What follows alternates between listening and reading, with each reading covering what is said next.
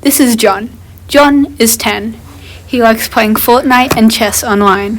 When he was born, they said he was a boy, and for all his life he felt like, or identified as a boy. Because he was always a boy, people called him he or him. Those are his pronouns.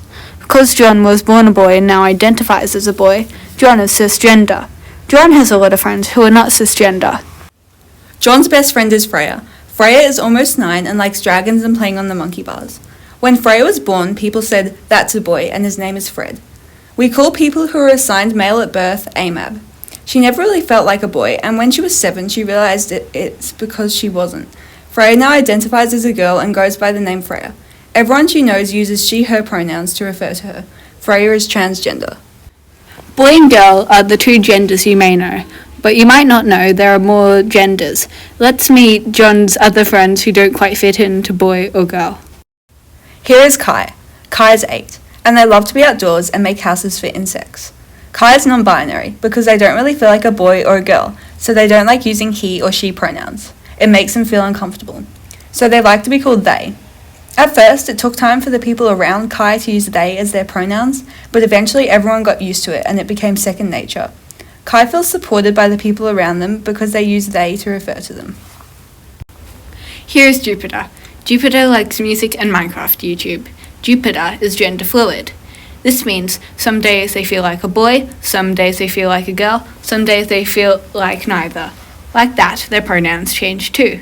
Some days they feel like being called he, some days they feel like being called she, and sometimes even they. If anyone is ever not sure, you can ask and Jupiter will tell you how they feel for that day. Otherwise, people can use they, them. Here is Charlie. Charlie was born a boy and enjoys playing all sports. As Charlie got older, he realised that he didn't mind what people called him. Charlie is okay with people using she, her, he, him, and they, them, as well as a few neo-pronouns. Neo-pronouns are pronouns that exist outside of he, she, and they. Neo-pronouns have been used for a long time in many different languages. The neo-pronouns Charlie uses are ze, them, and they, them. Charlie knows that a lot of people don't really understand neo-pronouns, but just because you don't understand something doesn't mean you shouldn't respect it. Charlie's cool with just their friends using their pronouns. After learning about all of his friends' gender identities, John has started to question his own, and that's completely normal.